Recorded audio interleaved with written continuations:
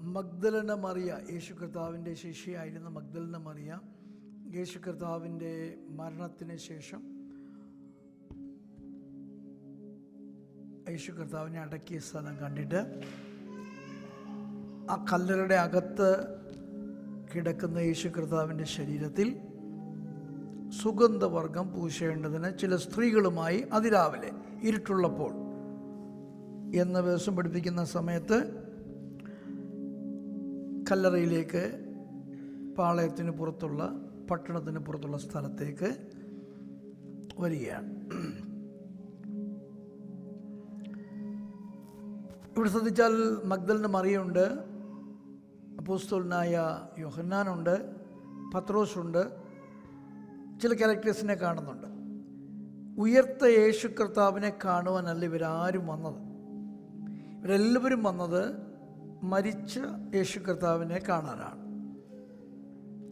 എന്നാൽ ഓരോരുത്തർക്കും കാഴ്ചപ്പാട് വ്യത്യസ്തമായിരുന്നു എന്ന് തെളിയിക്കാൻ വേണ്ടിയാണ് ഈ ഭാഗം അത്രയും വായിപ്പിച്ചത്. നമ്മളൊക്കെ ഉയർത്ത കർത്താവിനെ കാണാൻ ആഗ്രഹിക്കുന്നവരും വിശ്വാസത്തിൽ കണ്ടവരുമാണ്. എന്നാൽ നമ്മുടെ കാഴ്ചപ്പാടെല്ലാം ഒന്നാകണമെന്നില്ല എന്ന് പറയാനാണ് ഞാൻ ഈ ഭാഗം വായിപ്പിച്ചു. ഇനി ഒന്നുകൂടെ ആ ഭാഗം വായിക്കാം. 20-ാമത്തെ അധ്യായത്തിൻ്റെ 1-ാമത്തെ വാക്യം മുതൽ. ആഴ്ചവട്ടത്തിൻ്റെ 1-ാം നാൾ മഗ്ദലക്കാരത്തി മറിയ രാവിലെ ഇരുട്ടുള്ളപ്പോൾ തന്നെ കല്ലറയ്ക്കൽ ചെന്നു കല്ലറ വാതിൽക്കൽ നിന്ന് കല്ല് നീക്കിയിരിക്കുന്നത് കണ്ടു. അപ്പോൾ ആഴ്ചവട്ടത്തിൻ്റെ 1-ാം നാൾ, അതായത് ഡേ തുടങ്ങുന്ന യോം എഖാദ്, ഡേ 1-ാമത്തെ ദിവസം. യഹൂദന്മാരുടെ കലണ്ടറിൽ തിങ്കൾ, ചൊവ്വ, ബുധൻ, വ്യാഴം, വെള്ളി, ശനി, ഞായറില്ല. അതിന് പകരം day 1, day 2, day 3, day 4, day 5, day 6, ശബത്ത്, ഡേ 1, അങ്ങനെയാണ് അവരുടെ കലണ്ടറിൽ പോകുന്നത്. പേരുകളില്ല. തിങ്കൾ, ചൊവ്വ, ബുധൻ, വ്യാഴം, വെള്ളിയെല്ലാം ഓരോ ദേവന്മാരുടെ പേരുകളിട്ട് ഓരോ ദിവസത്തെ പിന്നീട് ആചരിക്കുന്നതാണ്. അപ്പോൾ ശബത്ത് കഴിഞ്ഞ ദിവസം യോം എഖാദ്, 1-ാമത്തെ ദിവസം, ആഴ്ചയുടെ 1-ാമത്തെ ദിവസം, ഒരു പ്രത്യേകതയുമില്ലാത്ത ദിവസമാണ്. നമുക്കറിയാം, മൺഡേ നമുക്ക് ഒട്ടും ഇഷ്ടമില്ലാത്ത ദിവസമാണ്. സ്കൂളിൽ പോകണം, കോളേജിൽ പോകണം, ജോലിക്ക് പോകണം. മൺഡേ പൊതുവേ നമുക്കൊരു ഇഷ്ടമില്ലാത്ത ദിവസമാണ്. മൺഡേയിൽ അങ്ങോട്ട് എഴുന്നേക്കാൻ തന്നെ പ്രയാസമാണ്. അതുപോലത്തെ ഒരു ദിവസം, 1-ാം ദിവസം.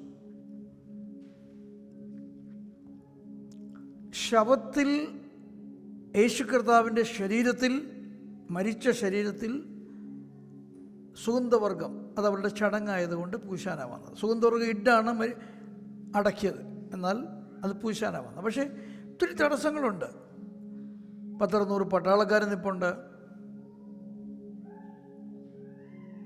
ആലയത്തിൻ്റെ പടയാളികൾ നിൽപ്പുണ്ട്.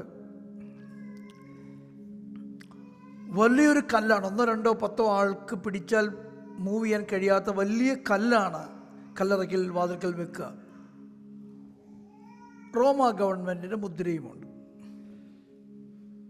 അപ്പം ഇങ്ങനെയുള്ള എല്ലാ അധികാരങ്ങളും ഒരുപോലെ പ്രവർത്തിക്കുകയാണ് യേശു കർത്താവിൻ്റെ കല്ലറയിൽ. എന്നിട്ടും സുഗന്ധവർഗവുമായി അതിരാവിലെ ഇരുട്ടുള്ളപ്പോൾ തന്നെ വന്നു എന്നുള്ളതൊരു വിശ്വാസത്തിൻ്റെ പരിപാടിയാണ്. പക്ഷേ ജീവിച്ചിരിക്കുന്ന യേശുവിനെ കാണാനല്ല മഗ്ദലന മറിയ വന്നത്. യേശുവിൻ്റെ അമ്മ കഴിഞ്ഞാൽ സ്ത്രീരത്നങ്ങളുടെ കൂട്ടത്തിൽ ഏറ്റവും വിശിഷ്ടയായ ഒരു സ്ത്രീയാണ് മഗ്ദലന മറിയ. ചില തിയോളജിയൻസ് ലാസറിൻ്റെയും മാർത്തയുടെയും സഹോദരിയാണിതെന്ന് പറയപ്പെടുന്നു. അല്ല എന്നും വാദിക്കുന്നവരുണ്ട്. Whatever it may B.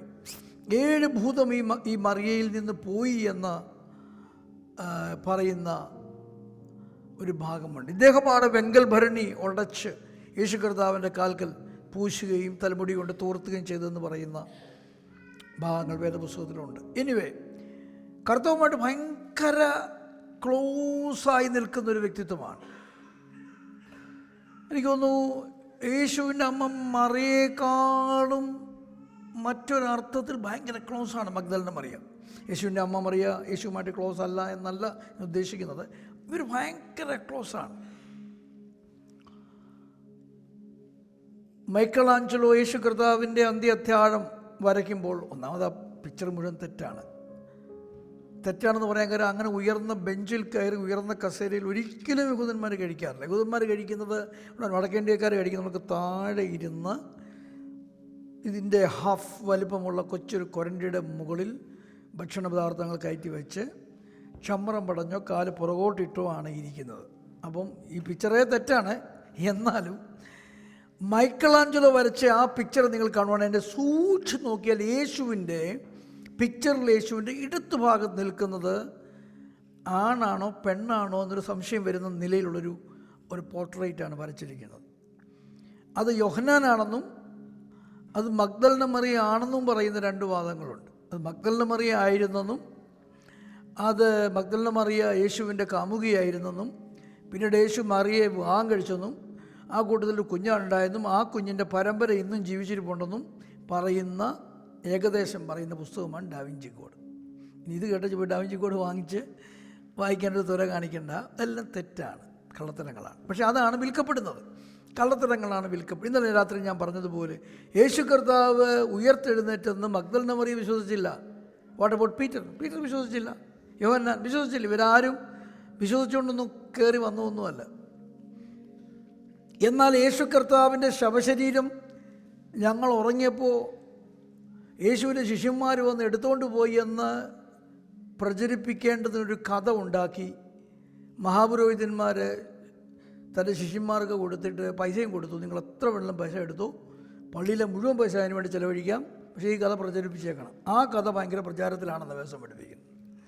അപ്പോൾ കള്ളം ലോകത്തിലൊരു 10 റൗണ്ട് വെച്ചിട്ട് വരുമ്പോഴും സത്യം പാഞ്ഞിടുന്നതേ ഉള്ളൂ ഇറങ്ങാനായിട്ട്. നോർമലി അങ്ങനെയാണ്. ആദ്യം പ്രചരിക്കപ്പെടുന്നത് കള്ളമാണ്.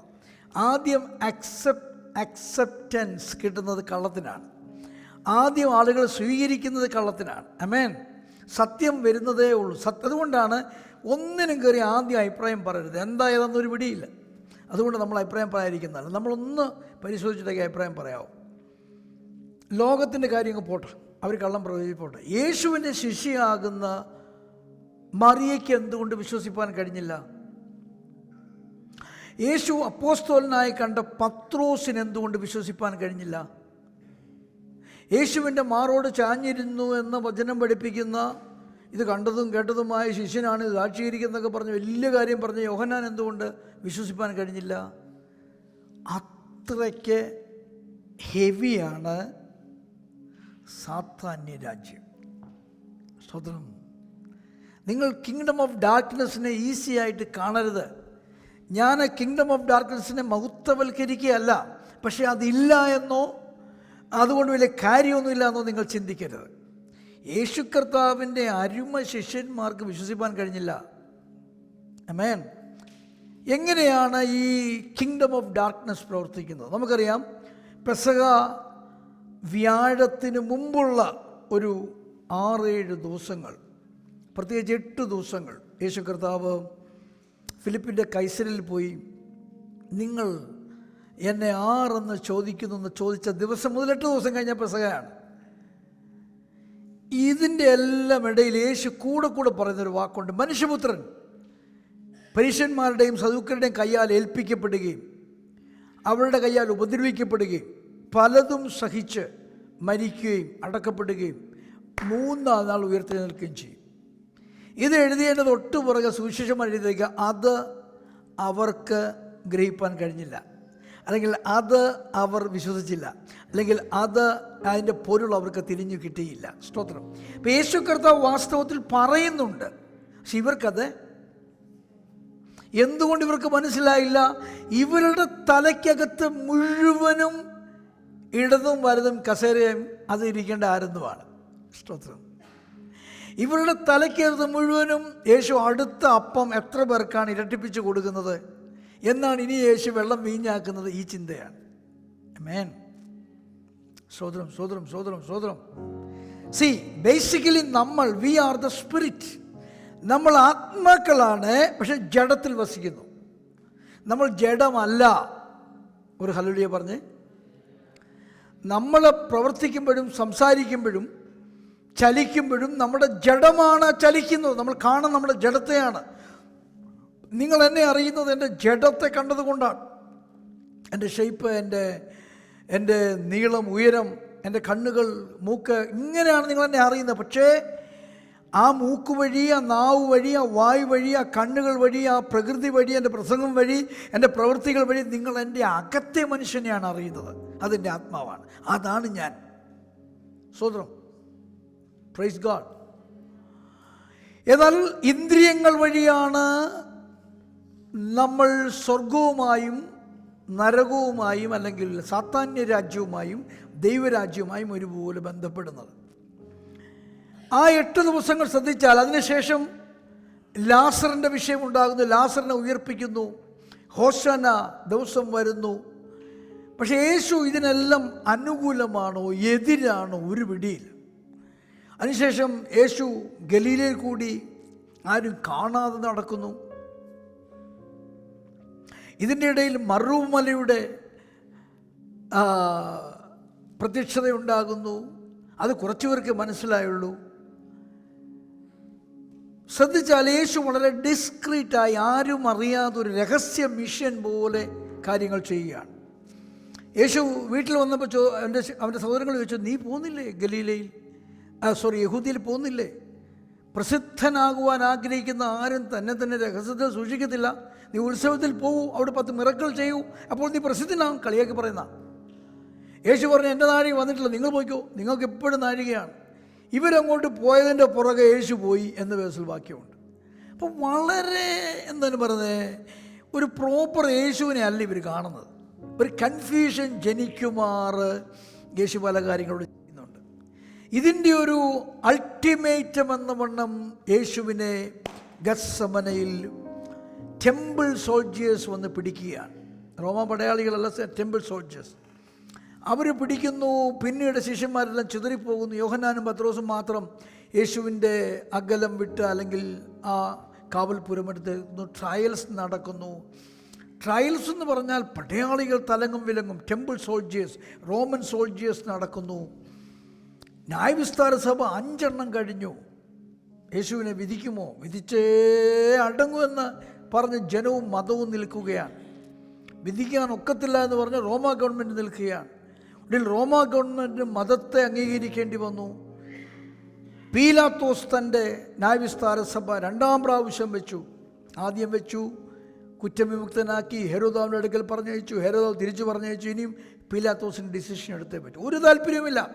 തൻ്റെ ഭാര്യ പറഞ്ഞു, ആ മനുഷ്യൻ്റെ കാര്യത്തിൽ നീ ഇടപെടരുത്. ഇന്നലെ രാത്രിയിൽ എനിക്കൊരു സ്വപ്നമുണ്ടായി, ഞാൻ വളരെ കഷ്ടപ്പെട്ടു. യേശുവിനെ വിട്ടേക്കൂ. പീലാത്തോസിന് എങ്ങനെയെങ്കിലും യേശുവിനെ ഫ്രീ ആക്കണമെന്ന് ആഗ്രഹമുണ്ട്. പക്ഷേ യഹൂദന്മാർ വിടുന്നില്ല. യഹൂദന്മാർക്ക് അവരുടെ ന്യായവിസ്താര സഭയിൽ ഏറ്റവും ടോപ്പ് ന്യായവിസ്താരത്തിൽ ശിക്ഷിക്കാനേ പ്രമാണമുള്ളൂ, കൊല്ലാൻ പ്രമാണമില്ല. അതുകൊണ്ട് റോമാക്കാരെ കൊണ്ട് കുലയുടെ പ്രമാണം ന്യായവിധി പുറപ്പെടുവിച്ചിട്ട് ഇവർക്ക് കൊല്ലാനാണ് പദ്ധതി. ഇതെല്ലാം കണ്ടുകൊണ്ട് നിൽക്കുന്ന ചില ശിഷ്യന്മാരുണ്ട്. മഗ്ദലന മറിയയൊക്കെ കൂട്ടത്തിൽ കാണും, യേശുവിൻ്റെ അമ്മ മറിയെ കാണും. ഈ സംസാരങ്ങളും ചിത്രങ്ങളും ഇവരുടെ ഉള്ളിൽ മറ്റൊരു രാജ്യത്തെ പ്രവേശിപ്പിക്കുകയാണ്. ഇവർ കണ്ടത് വെച്ച്, കേട്ടത് വെച്ച്, അനുഭവിച്ചത് വെച്ച് തീർന്നു. ഇനി ഒരു കാര്യം നടക്കത്തില്ല. അപ്പോൾ യേശു മരിക്കുന്നതിന് മുമ്പ് തന്നെ യേശു പരാജയപ്പെട്ടു എന്നൊരു ചിന്തയിലാണ് ഇവരെല്ലാം പോകുന്നത്. സ്തോത്രം. ചിലരെങ്കിലും വിശ്വസിച്ച് കാണും, യേശു ക്രൂസിൽ നിന്ന് ഇറങ്ങി വരും, യേശു അത്ഭുതം ചെയ്യും. അതും ചെയ്തില്ല, യേശു മരിക്കുകയും ചെയ്തു. എന്നാൽ യേശു പറഞ്ഞ വചനങ്ങളൊക്കെ ഇവർക്ക് മറഞ്ഞിരുന്നു. അതായത് മഗ്ദലന മറിയയുടെ ഹൃദയം മുഴുവനും ഈ പ്രശ്നങ്ങളും പ്രതികൂലങ്ങളും അതിൽ നിന്നുളവാകുന്ന നിരാശയും ലജ്ജയും സംശയവും ഭയവും കൊണ്ട് നിറഞ്ഞിരിക്കുകയാണ്. സ്തോത്രം. നമ്മൾ വായിക്കുന്നുണ്ട്, കല്ലാര് ഉരുട്ടി മാറ്റുമെന്നവർ തമ്മിൽ പറഞ്ഞു. മർക്കോസും ലൂക്കോസും മാത്യുവും കൂടെ ചേർത്ത് വായിച്ചാൽ മനസ്സിലാവും. കല്ലറയിൽ നിന്ന് ഉരുട്ടു മാറുക എന്നുള്ളതല്ല പ്രശ്നം. ഇവരുടെ ഹൃദയത്തിൽ വലിയ കല്ല് കയറിയിരിക്കുകയാണ്. യേശു കർത്താവിനെ വിശ്വസിക്കാൻ കഴിയാതെ വണ്ണം. ആമേൻ. Praise God. വലിയ ആത്മസാന്നിധ്യം ഉളവാകുന്ന ഇന്നത്തെ പോലെയുള്ള ആരാധനയിൽ പലപ്പോഴും നമ്മൾ കല്ല് പോലെ അങ്ങ് നിൽക്കും. എന്താ കാര്യം? നമ്മുടെ ഹൃദയത്തിൽ വിശ്വസിക്കേണ്ട ഭാഗത്ത് ഒരു കല്ല് പിശാച് ഉരുട്ടി വെച്ചിരിക്കുകയാണ്. ഭയത്തിൻ്റെ ഒരു കല്ല്, നിരാശയുടെ ഒരു കല്ല്. ദൈവവചനത്തിന് പെനട്രേറ്റ് ചെയ്യുവാൻ ദൈവവചനവും ആത്മാബലം ആഗ്രഹിക്കുമ്പോൾ അതിനെ അനുവദിക്കാതെ ഒന്നും നടക്കത്തില്ല. ഇതൊക്കെ വെറും പ്രസംഗമാണ്, ഇതൊക്കെ വയറ്റിപ്പഴപ്പാണ്, വേറൊരു പണിയൊന്നുമില്ലേ, വിയർപ്പിൻ്റെ അസുഖമുള്ളവരാ എന്നുള്ള സോഷ്യൽ മീഡിയയിലെ ലൈനാ നമ്മുടെ അകത്ത് വരുന്നത്. ആമേൻ. എന്നാൽ കള്ളക്കഥ പ്രചരിപ്പിക്കേണ്ടതിന് പൈസ കൊടുത്ത് മതം അതിൻ്റെ പണി ചെയ്തുകൊണ്ടിരിക്കുകയാണ്. ഒരു ഹല്ലേലൂയ പറയാമോ? നമ്മുടെ പ്രശ്നം ആ കല്ലറയിലെ കല്ലല്ല, നമ്മുടെയൊക്കെ ഹൃദയത്തിൽ പിശാചിൻ്റെ രാജ്യം കയറ്റി വെച്ചിരിക്കുന്ന കല്ലുകൾ മാറണം. അത് ഭയമാകാം, സംശയമാകാം, നിരാശയാകാം, ഇച്ഛാഭംഗമാകാം, ലജ്ജയാകാം, കൺഫ്യൂഷനാകാം, ചോദ്യങ്ങളാകാം. ആമേൻ. നിങ്ങളൊരു ജോലിക്കായി അപ്ലൈ ചെയ്യുമ്പോൾ, ഒരു ടെസ്റ്റ് എഴുതുവാൻ നിങ്ങൾ തയ്യാറെടുക്കുമ്പോൾ ഇതാണ് കയറി വരുന്നത്. സ്തോത്രം, സ്തോത്രം, സ്തോത്രം, സ്തോത്രം. നമ്മുടെ ചർച്ചിൽ കഴിഞ്ഞ ദിവസം വന്നൊരു സാക്ഷ്യം, നിങ്ങളത് വിശ്വസിക്കുമെന്ന് എനിക്കറിയത്തില്ല. നമ്മുടെ ഒരു പ്രിയനായവൻ പറഞ്ഞ സാക്ഷ്യമാണ്. ഒരു ക്ലാസ് പോലും ഡ്രൈവിംഗ് ഇൻസ്ട്രക്ടറുടെ കീഴിൽ പോയി പഠിക്കാതെ ഡയറക്റ്റ് എക്സാമിനേഷൻ എഴുതി പാസ്സായി ഡ്രൈവിംഗ് ലൈസൻസ്. ഇവിടെ ഡ്രൈവിംഗ് ലൈസൻസ് എല്ലാവർക്കും മനസ്സിലാകും. കുറഞ്ഞതൊരു 40 class, 50 class, 60 class, 100 class, 2-3 examination എഴുതി പാസ്സാകാതിരിക്കുന്നതിനകത്തുണ്ട്. ആമേൻ. അപ്പോൾ ഒരാൾ പറയുക അതിന് പോകാൻ, പുള്ളി ഇത് പോകാൻ താല്പര്യമുണ്ടല്ല, പൈസ ഇല്ലാണ്ടോ പോകാൻ. പക്ഷെ ദൈവത്തിന് അങ്ങനെയും ചെയ്യിപ്പിക്കാൻ കഴിയും. ആമേൻ, ആമേൻ, ആമേൻ. Praise God. ഒരു ഹല്ലേലൂയ പറഞ്ഞേ. 10-20 ഇൻ്റർവ്യൂവിന് പോയിട്ട് ഒരു ഇൻ്റർവ്യൂവിന് പോലും അപ്പോയിൻമെൻ്റ് ആകത്തില്ല, നിയമനമാകത്തില്ല. എന്നാൽ ഇങ്ങോട്ട് വിളിച്ച് ജോലി കൊടുത്ത കേസ് നമ്മുടെ ഇടയിൽ സാക്ഷ്യമായിട്ടുണ്ട്. ഇതിൽ ഒന്നാമത് മാറേണ്ടത് നമ്മുടെ ചങ്കിലിരിക്കുന്ന അവിശ്വാസത്തിൻ്റെ കല്ലുകളാണ്. ഒരു ഹല്ലേലൂയ പറഞ്ഞേ. ശ്രദ്ധിക്കൂ, മഗ്ദലന മറിയ വന്നു, കല്ലുരുട്ടി മാറ്റിയതായി കണ്ടു. That's it. ഒന്ന് വായിച്ചേ. കണ്ണുകൾ അടഞ്ഞിരുന്നതിനാൽ, ഹൃദയം അടഞ്ഞിരുന്നതിനാൽ, അവിശ്വാസം കൊണ്ട്, സംശയം കൊണ്ട്, ഭയം കൊണ്ട് അടഞ്ഞിരുന്നതിനാൽ ഉയർത്തെഴുന്നേറ്റ യേശുവിൻ്റെ കല്ലറയിൽ അകത്തുനിന്ന് കയറാനുള്ള കപ്പാസിറ്റി ഇല്ല. വായിച്ചേ. ആഴ്ചവട്ടത്തിന്റെ 1-ാം നാൾ മഗ്ദലക്കാരത്തി മറിയ രാവിലെ ഇരുട്ടുള്ളപ്പോൾ തന്നെ കല്ലറയ്ക്കൽ ചെന്നു, കല്ലറ വായ്ക്കൽ നിന്ന് കല്ലു നീക്കിയിരിക്കുന്നത് കണ്ടു. അവളോട് ഈ ശീമോൻ പത്രോസിന്റെയും. സാധാരണ എന്താ ചെയ്യണ്ടേ? ഈ കല്ലറ എന്നൊക്കെ പറഞ്ഞൊരു വീട് പോലെ കേട്ടോ. ഇത് കല്ലുള്ള ഒരു വലിയ മലയിൽ കൊത്തിയെടുക്കുന്ന സ്ഥലമാണ്. അവിടെ ഇരിക്കാനും കിടക്കാനും നിൽക്കാനും ഒക്കെ സ്ഥലം ഈ കല്ലറയ്ക്കകത്തുണ്ട്. ഒരു സവായം നടത്തുള്ള സ്ഥലം അതിനകത്തുണ്ട്. ഇത് സിമ്പിൾ നമ്മുടെ ഈ സെല്ല് പോലെയോ പണ്ട് നമ്മൾ കുഴിയെടുക്കുന്ന കല്ലറ പോലെയോ ഇതിനെ കാണരുത്. ഇതൊരു മലയുടെ സൈഡിൽ നമുക്ക് ഇങ്ങനെ കയറി ചെന്ന് പടിയൊക്കെ ഇറങ്ങി ചെല്ലാവുന്ന നിലയിലുള്ള കല്ലറകളാണ്, വലിയ കല്ലറകളാണ്. പൈസക്കാരൻ്റെ പൈസ അനുസരിച്ച് കല്ലറ വലുതാവും. അവിടെ നിന്ന് ഇറങ്ങി നോക്കുകയല്ലേ ചെയ്യേണ്ടത്? അതൊന്നല്ലയോ? മഗ്ദലന മറിയ എന്തിനാ വന്നേ? യേശു കർത്താവിൻ്റെ ശരീരത്തിൽ പോട്ടെ, ശരീരമെങ്കിലും ഉണ്ടെന്ന് നോക്കുകയല്ലേ വേണ്ടത്? അപ്പം നമ്മളെ ഡ്രൈവ് ചെയ്യുന്ന ഫോഴ്സ് എന്താണോ അതിനനുസരിച്ച് നമുക്ക് ദൈവത്തിൻ്റെ കാഴ്ചയിലേക്ക് ഇറങ്ങാനൊക്കത്തുള്ളൂ. യേശു കർത്താവ് ഉയർത്തതിൻ്റെ ശരി. ഞാനിന്ന് ലാല പ്രസംഗിച്ച യേശു കർത്താവ് സകലവിധ പാതാള ഗോപുരങ്ങൾ വെച്ചു, അതൊക്കെ ശരി. പക്ഷെ അതൊന്ന് കാണണമെങ്കിൽ ഹൃദയത്തിലെ അവിശ്വാസം പോകണം. പെന്തക്കോസ്റ്റലായി സഭായോഗം കൂടുന്നു, നല്ല ഓഫറിങ് ഇടുന്നു, പാട്ട് പാടുന്നു, പ്രസംഗിക്കുന്നു, ഇതൊന്നും ഡസൻറ്റ് മാറ്റേഴ്സ്. നിന്റെ ഹൃദയത്തിൽ നീ ഇന്ന് നിന്റെ കർത്താവ് നിന്റെ ജീവിതത്തിൽ നിനക്ക് വേണ്ടി ഉയർത്തെഴുന്നേറ്റ് ജീവിക്കുന്നു എന്ന് വിശ്വസിക്കുന്നു ചോദിച്ചാൽ എന്താ നിന്റെ ഉത്തരം? നിനക്ക് വേണ്ടി അവൻ പ്രവർത്തിക്കുമോ? മോശയ്ക്ക് വേണ്ടി ചെങ്കടൽ പിളർന്നു, നിനക്ക് വേണ്ടി പിളർക്കുമോ? ജോശുവയ്ക്ക് വേണ്ടി യോർദാൻ വറ്റിച്ചു, നിനക്ക് വേണ്ടി വറ്റിക്കുമോ? അവൻ സൂര്യനെയും ചന്ദ്രനെയും പിടിച്ചു നിർത്തി, അത് നിന്റെ ജീവിതത്തിൽ സംഭവിക്കുമോ? അതാണ് വിശ്വാസം. Hallelujah, hallelujah, hallelujah, hallelujah. ദൈവാത്മാവ് നിനക്ക് നൽകുന്നത് നീ അനുഭവിക്കണമെങ്കിൽ നിനക്ക് ഈ സകലവിധ സാത്താന്യ ദുരാത്മ ശക്തികളുടെ സ്വാധീനം മാറുകയും ദൈവാത്മാവിൽ നിനക്ക് വിശ്വാസം വർദ്ധിക്കുകയും ചെയ്യണം. നിനക്ക് എങ്ങനെ അത് പ്രാപിപ്പാൻ കഴിയും? നിന്നെ അലട്ടുന്ന ശത്രു നിന്റെ ഓഫീസിലുണ്ട്, വീട്ടിലുണ്ട്, അയൽപക്കത്തുണ്ട്, നാട്ടിലുണ്ട്. എടാ, ഇത് സർവ്വസാധാരണമായ വാർത്തയാണ്. അതുണ്ടെങ്കിൽ ഓർത്തോ, നിന്റെ അകത്ത് എന്തോ ഒരു തീയുണ്ട്. നിനക്കൊരു ശത്രു ഉണ്ടെങ്കിൽ ഓർത്തോ, നിന്റെ അകത്തൊരു ദൈവിക അംശമുണ്ട്. ദൈവിക കണികയില്ലാത്ത ഒരു സാധാരണക്കാരനെ എന്തിനാ പിശാച് എതിർക്കുന്നത്? അവർ തമ്മിൽ ഒന്നല്ലേ? സ്തോത്രം, സ്തോത്രം, സ്തോത്രം, ഗ്ലോറി, ഗ്ലോറി. നിങ്ങൾ അടുത്ത പ്രാവശ്യം ഹോളിഡേക്ക് പോകുമ്പോൾ ശബരിമലയ്ക്ക് എരുമേലിക്ക് പോയാൽ മതി, ഇവരൊന്നാന്നല്ലേ എന്ന് മനസ്സിലാവും. വേറെ പല സ്ഥലത്ത് ഇവർ രണ്ടാണെങ്കിലും അവിടെ എരുമേലിൽ ഇവരെ മനസ്സിലായോ? അമ്പലവും മസ്ജിദും ഒന്നാണ് അവിടെ. ബേസിക്കലി ഇവരൊന്നാണ്.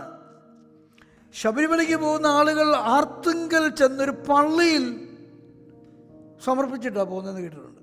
അപ്പോൾ ഇവർ രണ്ടും ഒന്നല്ലേ?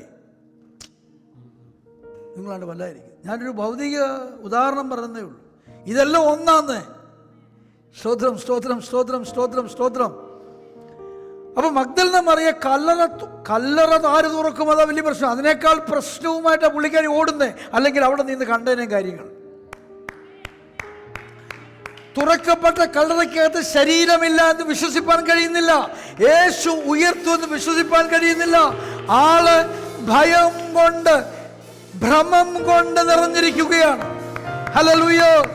എന്റെ ചോദ്യം ഈ സന്ദേശത്തിൽ, നീ ഇന്ന് എന്തിനാൽ നിറഞ്ഞിരിക്കുന്നു? ദൈവത്തിന്റെ അത്ഭുതം വിശ്വാസത്താൽ മാത്രമേ നിനക്ക് പ്രാപിപ്പാൻ കഴിയത്തുള്ളൂ. നീ നേരിടുന്ന പ്രശ്നത്തിൽ നീ വിശ്വസിക്കണം. അതിനായി വചനം വേണം. അത് നീ സ്വീകരിക്കണം. അത് നീ ഏറ്റുപറയണം. അതിനുവേണ്ടി നിൽക്കണം. അത് നിൽക്കുമ്പോൾ നീ എന്ത് വിശ്വസിക്കുന്നോ അത് വെളിപ്പെട്ടു വരും. Glory, glory, glory, glory. Okay. മഗ്ദലന മറിയയ്ക്ക് തന്നെ ഇറങ്ങാൻ പ്രയാസം. ഒരു സഹോദരിയല്ലേ, എന്തിനാ വെറുതെ ഒത്തിരി മറിയെ പറയുന്നത്? മറിയ ഇവിടുന്ന് ഓടി മാളിക മുറിയിൽ ചെന്ന് അവിടെ ഇങ്ങനെ പറയ്ക്കുന്ന അപ്പോസ്തലനായ പത്രോസിനെയും യോഹന്നാനെയും എല്ലാം എല്ലാവരോടും പറഞ്ഞ്. തോമസും കാണുക കൂട്ടത്തിൽ. 10-11 പേര്, 10 പേര് അവിടെ ഇരിക്കുക. രാവിലെ തൊട്ട് എഴുന്നേറ്റ് നിന്ന് പറയ്ക്കുക, ബ്രേക്ക്ഫാസ്റ്റ് കഴിക്കുക പറയ്ക്കുക, ലഞ്ച് കഴിക്കുക പറയ്ക്കുക, 4 മണിക്ക് കാപ്പി കുടിക്കുക അങ്ങനെ എഴുതിയിരിക്കുന്നു. അവർക്ക് ഭയവും ഭ്രമവും പിടിച്ചു. അപ്പോസ്തലനായ പത്രോസ്, അല്ലെ അപ്പോസ്തലനാകാൻ വിളിക്കപ്പെട്ട പത്രോസ് ഒഴിച്ച് ബാക്കി എല്ലാവരും ചെറുപ്പക്കാരാ. 10-17 വയസ്സുള്ള ഇത് നിങ്ങൾക്ക്. പക്ഷെ ഇറങ്ങി പുറപ്പെട്ടത് ആരൊക്കെയാ? പത്രോസും യോഹന്നാനും മാത്രം. പുട്ടടിച്ച തോമസിനെ അവിടെ കാണുന്നില്ല, ഫിലിപ്പോസിനെ അവിടെ കാണുന്നില്ല, ബർത്തലോമ്മയെ കാണുന്നില്ല, ലേവ്യനായ മത്തായിയെ കാണുന്നില്ല. ഒരു ദോഷമുള്ള എല്ലുമില്ല, അല്ലെങ്കിൽ ഇവൻ നിഷ്കളങ്കനെന്ന് യേശു തന്നെ സാക്ഷ്യം പറഞ്ഞ നഥനയേലിനെ കാണുന്നില്ല. ഒന്നിനെയും അന്ത്രയോസിനെ കാണുന്നില്ല. അവിടെ പത്രോസ് യോഹന്നാനോട് ഓടുകയാണ്. പത്രോസിന് ഇച്ചിരി പ്രായമുണ്ട്, ഭാര്യയും കുഞ്ഞുങ്ങളൊക്കെ ഉള്ള ആളാണ്. യോഹന്നാൻ വിവാഹം കഴിച്ചിട്ടില്ല. അവിടെ സൂക്ഷിച്ച് വായിച്ചേ, അവർ രണ്ടുപേരും കൂടെ ഒരുമിച്ച് ഓടി. വെളിപ്പാട് പ്രാപിപ്പിക്കാനുള്ള ഓട്ടോ. യേശുവിന് പ്രിയനായ മറ്റേ ശിഷ്യന്റെയും അടുക്കൽ ചെന്നു കർത്താവിനെ കല്ലറയിൽ നിന്ന് എടുത്തുകൊണ്ടുപോയി അവനെ എവിടെ വെച്ചു എന്ന് ഞങ്ങൾ അറിയുന്നില്ല എന്ന് അവരോട് പറഞ്ഞു. കർത്താവ് ഉയർത്തെഴുന്നേറ്റു എന്നാ പറയേണ്ടത്. കർത്താവിന്റെ ശരീരം അതിൻ്റെ അകത്ത് ഇല്ലെന്ന് പറഞ്ഞു. അതുകൊണ്ട് പത്രോസും മറ്റേ ശിഷ്യനും പുറപ്പെട്ട് കല്ലറയ്ക്കൽ ചെന്ന് ഇരുവരും ഒന്നിച്ചോടി. ഈ മറ്റേ ശിഷ്യൻ യോഹന്നാനാണ്, അപ്പോസ്തലനായ യോഹന്നാൻ. പത്രോസും യോഹന്നാനും കൂടെ ഒന്നിച്ചോടി. മറ്റേ ശിഷ്യൻ പത്രോസിനേക്കാൾ വേഗത്തിൽ ഓടി ആദ്യം കല്ലറയ്ക്കൽ എത്തി. പത്രോസിനേക്കാൾ ചെറുപ്പക്കാരൻ മറ്റേ പുള്ളിയാ, പുള്ളി ടീനേജറാ. പുള്ളി എന്ത് ചെയ്തു? വയസ്സൻ പത്രോസിനെ തോൽപ്പിച്ചോടുക. പക്ഷെ വിശ്വാസത്തിന്റെ ഓട്ടം വല്ലതും ആണോ? അല്ലെന്ന് ഇപ്പൊ മനസ്സിലാവും. അവിശ്വാസത്തിന്റെ ഓട്ടത്തിൽ വയസ്സൻ പത്രോസിനെ ആര് തോൽപ്പിച്ചു? സ്ലീഹാ യോഹന്നാൻ തോൽപ്പിച്ചു. ആദ്യം കല്ലറയ്ക്കലെത്തി കുനിഞ്ഞു നോക്കി ശീലകൾ കിടക്കുന്നത് കണ്ടു. അകത്ത് കടന്നില്ല താനും. കണ്ടു. ഇപ്പം വിശ്വാസം ഉണ്ടായിരുന്നതിൽ ഇയാൾ അകത്ത് കടന്നേനെ. എല്ലാം പിടികിട്ടുന്നുണ്ടോ? മഗ്ദലന മറിയ വന്ന് ആരാണ്ട് പറഞ്ഞത് കേട്ട ചോടി. യോഹന്നാൻ വന്ന് ഒരു സ്റ്റെപ്പ് മുന്നോട്ട് കയറി വെളിപ്പാടിൽ പുള്ളി ഈ മറിയെ ബീറ്റ് ചെയ്തു. കുനിഞ്ഞു നോക്കി ശീലകൾ കിടക്കുന്ന കണ്ടു, ശരീരം കണ്ടില്ല. അടുത്തത് അവന്റെ പിന്നാലെ ശീമോൻ പത്രോസും വന്നു, കല്ലറയിൽ കടന്നു. അപ്പൊ ബോൺവിറ്റ കഴിച്ച് യോഹന്നാൻ ഓടി വന്ന് കല്ലറ വരെ വന്ന് അവിടെ വരെ ശക്തിയേ ഉള്ളൂ. അതിന് വിശ്വാസത്തിൽ മാത്രമേ അടുത്ത നിലവാരത്തിൽ ഇറങ്ങാൻ ഒക്കത്തുള്ളൂ. പ്രശ്നമുണ്ടെന്ന് എല്ലാവരും പറയുന്നുണ്ട്, പ്രാർത്ഥന നടക്കുന്നുണ്ട്, വിടുതൽ മാത്രമില്ല. എങ്ങനെയാ വിടുതൽ? വിശ്വാസത്തിന്റെ വചനം നീ സ്വീകരിച്ച് മുന്നേറുമ്പോഴാണ് നിന്റെ അടുത്ത നിലവാരം വെളിപ്പെട്ടു വരുന്നത്. ഹല്ലേലൂയ. അപ്പൊ യോഹന്നാനേക്കാൾ ഈ വിഷയത്തിൽ പത്രോസ് മിടുക്കനാ. യോഹന്നാൻ ശീല കണ്ടു, മഗ്ദലന മറിയ ആരോ പറയുന്നത് കേട്ടു, ദൂതൻ പറയുന്നത് കേട്ടു. പത്രോസ് വന്ന് കതച്ച് ഏതായാലും പുള്ളിക്കാരൻ എന്ത് ചെയ്തു? ഒന്ന് ഇറങ്ങി നോക്കിയേക്കാന്ന് വിചാരിച്ച് ഒരു സ്റ്റെപ്പ് കൂടെ ഫർദർ നോക്കി. വായിച്ചേ. കല്ലറയിൽ കടന്നു, ശീലകൾ കിടക്കുന്നതും അവന്റെ തലയിൽ ചുറ്റിയിരുന്ന റൂമാൽ ശീലകളോട് കൂടെ കിടക്കാതെ വേറിട്ടൊരിടത്ത് ചുറ്റി വച്ചിരിക്കുന്നതും കണ്ടു. നമുക്കിവിടെ ഒന്നും മനസ്സിലാകാത്ത എന്തൊക്കെയാണ്. എന്നാലും യഹൂദന്മാരുടെ ഒരു സംസ്കാരം പറയാം. യഹൂദന്മാരുടെ കൾച്ചറിൽ കിടക്കുന്ന കിടക്കയിൽ നിന്ന് പിതാവോ കുടുംബനാഥനോ എഴുന്നേറ്റ് ഇനി ഞാൻ കിടക്കുന്നില്ല എന്ന നിലവാരത്തിൽ കിടക്കയിൽ നിന്ന് എഴുന്നേറ്റ് പോകുന്നതിന് മുമ്പ് താൻ ബെഡ്ഷീറ്റ് എടുത്ത് മടക്കി അതിൻ്റെ ഒരു മുന, അതിനെ 4ആയിട്ട് മടക്കി അതിൻ്റെ ഒരു മുന താൻ എന്തു ചെയ്യാൻ പോകുന്നു എന്ന് മറ്റുള്ളവർ അറിയേണ്ടതിനൊരു ഡിറക്ഷൻ കീപ്പ് ചെയ്ത് വെക്കും. തെക്കോട്ട്, വടക്കോട്ട്, കിഴക്കോട്ട്, പടിഞ്ഞാറോട്ട്. അപ്പം തൻ്റെ ബെഡ്ഷീറ്റ് ബെഡിൽ വന്ന് നോക്കിയാൽ മതി ഇദ്ദേഹം എങ്ങോട്ടാ രാവിലെ പോകുന്നതെന്ന് മനസ്സിലാക്കാൻ. ഇത് നമുക്ക് പറഞ്ഞാൽ മനസ്സിലാകത്തില്ല, ഇത് അവരുടെ കൾച്ചറാണ്. യേശു കർത്താവും ചെയ്ത അതാണ്. യേശു കർത്താവ് തലയിൽ ചുറ്റിയിരുന്ന ഉറുമാൽ എന്ത് ചെയ്തു? തലീത്ത്, പ്രയർ ഷാൾ എന്ത് ചെയ്തു? മടക്കി വെച്ചിരിക്കുകയാണ്. ഒന്നിൻ്റെ ഡിറക്ഷൻ മനസ്സിലാവും. 2, അങ്ങനെ മടക്കി വെച്ചാൽ ഈ ബെഡിൽ ആരും കയറി കിടക്കരുത്, ഞാൻ വന്നിട്ട് കിടക്കാനുള്ളതാണ്, ഞാൻ പോയതുപോലെ തിരികെ വരും എന്നൊരർത്ഥമാണ്. ആമേൻ. അപ്പം ഇത് യോഹന്നാനൊന്നും മനസ്സിലായില്ല, പത്രോസിന് മനസ്സിലായി കാണത്തില്ല. കാരണം ഇവർ ഭയത്താൽ നിറഞ്ഞിരിക്കുകയാണ്. ദൂതുണ്ട് അവിടെ. മഗ്ദലനയ്ക്ക് വേണേലും മനസ്സിലാക്കാനുള്ളതേ ഉള്ളായിരുന്നു, യോഹന്നാന് ഗ്രഹിക്കാനുള്ളതേ ഉള്ളായിരുന്നു, പത്രോസിന് പക്ഷെ ഇതൊന്നും മനസ്സിലാകത്തില്ല. അടുത്ത വാക്യം വായിച്ചേ. വേറിട്ടിരിക്കുന്നതും കണ്ടു. ആദ്യം കല്ലറയ്ക്കലെത്തിയ മറ്റേ ശിഷ്യനും അപ്പോൾ അകത്ത് ചെന്ന് കണ്ടു വിശ്വസിച്ചു. പത്രോസി സാക്ഷ്യം പറഞ്ഞ യോഹന്നാൻ നീ ഇറങ്ങി പോ, വേറെ കുറെ കാര്യങ്ങൾ കാണാണ്ട് പറഞ്ഞപ്പോൾ യോഹന്നാനും കൂടെ കണ്ടു. എന്തു വിശ്വസിച്ചു? യേശു ഉയർത്തുന്നോ? ഇല്ല, യേശുവിൻ്റെ ശരീരം അവിടെ ഇല്ലെന്ന്, അത്രേ ഉള്ളൂ. അവിടെ വരെ പിടിയിട്ടുള്ളൂ, ഉയർത്തെഴുന്നേറ്റെന്ന് വിശ്വസിച്ചിട്ടില്ല. അടുത്ത വാക്യം മനസ്സിലാവും. വായിച്ചോ. അവൻ മരിച്ചവരിൽ നിന്ന് ഉയർത്തെഴുന്നേൽക്കേണ്ടതാകുന്നു എന്നുള്ള തിരുവെഴുത്ത് അവർ അതുവരെ അറിഞ്ഞില്ല. വിശ്വസിക്കുന്നത്. അടുത്തത്. അങ്ങനെ ശിഷ്യന്മാർ വീട്ടിലേക്ക് മടങ്ങിപ്പോയി. സന്തോഷത്തോടെ ആശ്വാസം പറഞ്ഞവർ വീട്ടിൽ പോയി. ഇതുങ്ങളെയൊക്കെയാണ് കർത്താവ് പിടിച്ച് അപ്പോസ്തലന്മാരാക്കിയത്. അങ്ങനെയാണെങ്കിൽ നമ്മളും പോപ്പാകാൻ യോഗ്യന്മാരാ, അല്ലയോ? ഇതുങ്ങളുടെയൊക്കെ ഗതി. കർത്താവ് ജീവൻ കൊടുത്ത് മരിച്ച് ഉയർന്നതിനായിട്ട് പാതാളം മുഴുവൻ ജയിച്ച് നിൽക്കുക. ഇവർക്ക് യാതൊരു വിഷയവും. സ്തോത്രം, സ്തോത്രം, സ്തോത്രം. നമ്മൾ ചിലരൊക്കെ അങ്ങനെയല്ലേ, സഭായം കഴിഞ്ഞു എന്താന്ന് പോലും അറിയത്തില്ല, ഉപവാസം കഴിഞ്ഞു, പിന്നെ അതുമായിട്ട് യാതൊരു ബന്ധവും. അടുത്ത മീറ്റിങ്ങിന് വരുമോ വരത്തില്ലയോ ഒരു വീട്ടിൽ, അവർ വീട്ടിൽ പോയി. അടുത്ത്. എന്നാൽ മറിയ കല്ലറയ്ക്കൽ പുറത്ത് കരഞ്ഞുകൊണ്ട് നിന്നു. അപ്പൊ ഇത്രയൊക്കെ സംഭവിച്ചു. മറിയക്ക് കുറച്ചു നേരം ഇവിടെ നിൽക്കണം എന്ന് ആഗ്രഹം. എന്നാൽ ഇവർ നിൽക്കേണ്ടതല്ലേ?